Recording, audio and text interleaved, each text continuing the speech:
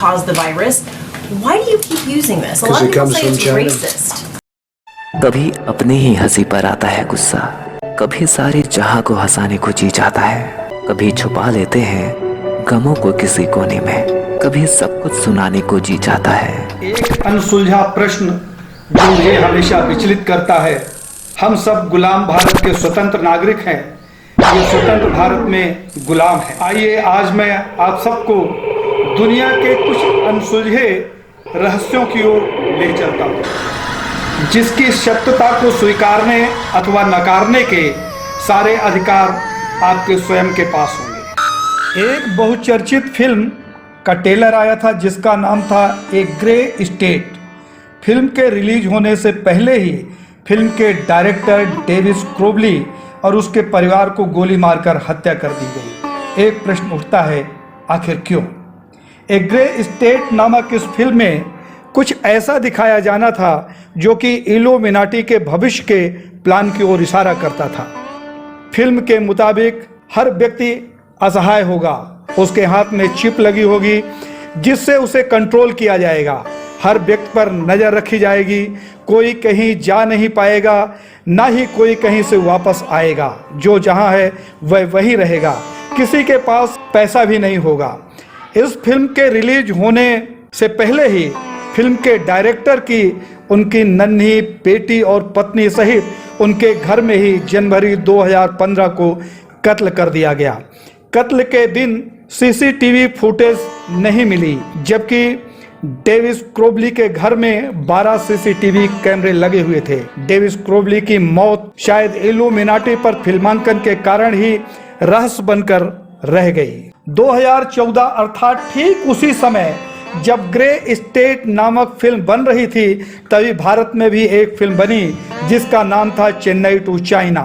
इस फिल्म में चाइना द्वारा छोड़े गए वायरस से भारत को तबाह करने का षड्यंत्र दिखाया गया था। तो एक स्वाभाविक सा प्रश्न उठता है कि इन फिल्मों में भविष्यवाणी जैसी स्टोरी किसी योजना द्वारा प्रायोजित तो नहीं है। 2015 में माइक्रोसॉफ्ट कंपनी के मालिक बिल गेट्स ने कहा था कि एक महामारी आने वाली है जिसके लिए हमें तैयार रहना चाहिए। बिल गेट्स कोई जैव वैज्ञानिक नहीं है, फिर वह कहना क्या चाहते थे यह समझने की जरूरत थी।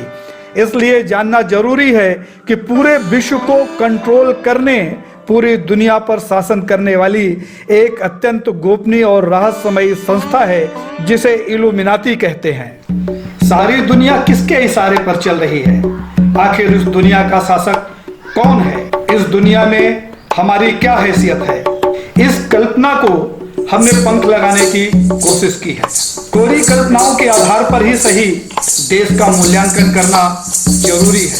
आइए अत्यंत डरावनी लेकिन रोचक कहानी की ओर बढ़ते हैं। इल्यूमिनाटी के अस्तित्व को सार्वजनिक तौर पर हमेशा ही झुटलाया गया, लेकिन इसके रहस्यमय वजूद को कभी नकारा नहीं गया। इल्यूमिनाटी का गठन 1 मई 1776 को जर्मनी में हुआ था। जर्मनी के चर्चित लेखक जैसे मार्क डाइस, डेविस इले, रयान वर्क, जूरी लीना और मॉर्गन ग्रीसर का कहना है कि इल्यूमिनाटी संभवतः आज दिन तक जीवित है। इल्यूमिनाटी द्वारा दुनिया की बड़ी घटनाएं घटित एवं नियंत्रित की जाती है। साजिश सिद्धांतों ने दावा किया है कि विंस्टन चर्चिल, बुश परिवार, बराक ओबामा, जिवगानी एफ ब्रेजिस्की सहित कई प्रमुख लोग इल्यूमिनाटी के सदस्य थे या हैं। इस संगठन के लोग पूरी दुनिया में शासन करने की योजना पर काम करते थे, जो लोगों के दिमाग को काबू करने के लिए सदैव ही प्रयासरत रहे। इसके बारे में गूगल भी ज्यादा जानकारी उपलब्ध नहीं कराता। एक समय ऐसा आया जब जर्मनी की सरकार ने इल्यूमिनाटी की सदस्यता लेने वालों को सजा का प्रावधान कर दिया। यह संस्था अचानक भूमिगत हो गई और इस संस्था की जानकारी किसी ने हासिल की तो उसकी मौत सुनिश्चित थी। इस संस्था में पूरे विश्व के गिनती के धनाढ्य नेता और सेलिब्रिटी शामिल हैं, जिसके कारण उन्हें भारी सफलता मिलती है। सीधे तौर पर देखा जाए तो इस दुनिया पर इस संस्था के लोगों का ही शासन है। इल्यूमिनाटी के बारे में कहा जाता है कि 22 नवंबर 1963 को अमेरिका के राष्ट्रपति जॉर्ज कैनेडी की हत्या इसी संगठन ने करवाई थी। प्रगतिशील अमेरिका के लिए जॉन कैनेडी की मौत आज भी रहस्य बनी हुई है। 9/11 बर्ड सेंटर की घटना को और फ्रांसीसी क्रांति को भी इल्यूमिनाटी का ही कारनामा माना गया है। स्वदेशी अभियान के राजीव दीक्षित की हत्या 30 नवंबर 2010 को कर दी गई, जिनका पोस्टमार्टम तक नहीं हुआ। दुनिया को तबाह करने वाले कोरोना वायरस के लिए इल्यूमिनाटी पर शक की सुई स्थिर है। सुभाष चंद्र बोस, जिन्होंने भारत की आज़ादी के लिए पूरे विश्व का समर्थन जुटाया था, अचानक उनकी मौत या लापता होने का रहस्य आज भी पूरी दुनिया के लिए कौतुक का विषय बना हुआ है। 11 जनवरी 1966 को भारत के प्रधानमंत्री लाल बहादुर शास्त्री की ताशकंद, रसिया में हत्या हो गई। उनके मौत की गुत्थी आज तक नहीं सुलझी। 2 जनवरी 1975 को ललित नारायण मिश्रा, जो कि भारत सरकार रेल मंत्री थे, समस्तीपुर रेलवे स्टेशन में उन्हें बम से उड़ाकर उनकी हत्या कर दी गई, जिनकी मौत आज भी रहस्य बनी हुई है। ललित मिश्रा की मौत होने पर तत्कालिक प्रधानमंत्री श्रीमती इंदिरा गांधी ने कहा था, ललित की मौत एक रिहर्सल है, इसके बाद मेरी बारी है। आखिर देश की प्रधानमंत्री को अपनी हत्या का एहसास हत्या के 9 वर्ष पहले ही कैसे हो गया था, यह जांच का विषय क्यों नहीं बना। 23 जून 1980 को प्रधानमंत्री श्रीमती इंदिरा गांधी के पुत्र संजय गांधी की हत्या का कारण आज भी रहस्यों से भरा हुआ है।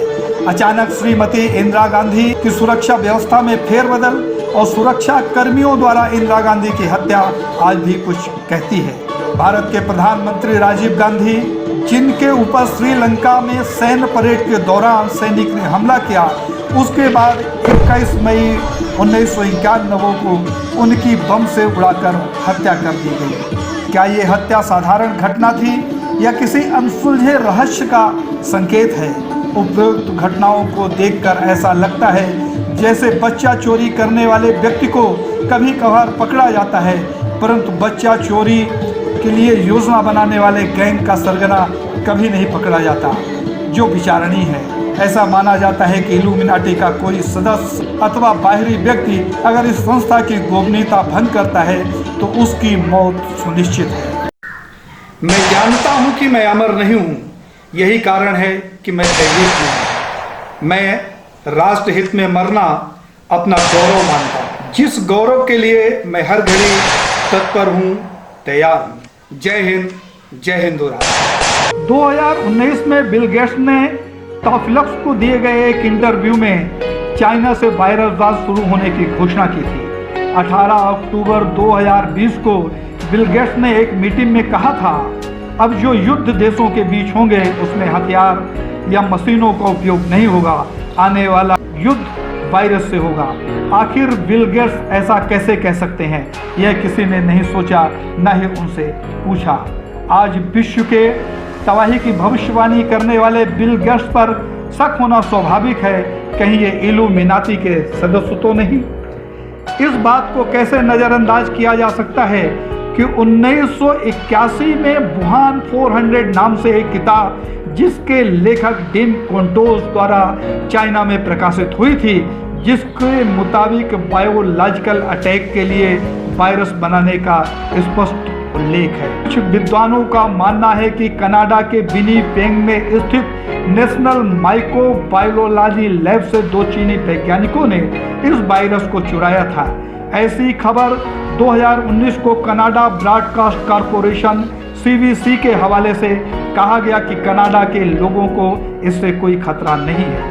CBC के हवालों से स्पष्ट किया गया कि 31 मार्च 2019 को विनिपेग से पैथोजन के नमूने बीजिंग चाइना पहुंचे थे। इसमें वायरस का नाम कोरोना होने से कनाडा ने भले ही इनकार किया हो, लेकिन मामला वायरस चोरी का सिद्ध होता है। कनाडा की पब्लिक हेल्थ एजेंसी ने यह भी कहा कि शिपमेंट सभी संघीय नीतियों के अनुरूप था। विचारणीय तथ्य यह है कि उपरोक्त मामला रॉयल कैनेडियन माउंटेन पुलिस द्वारा जांच के अधीन है।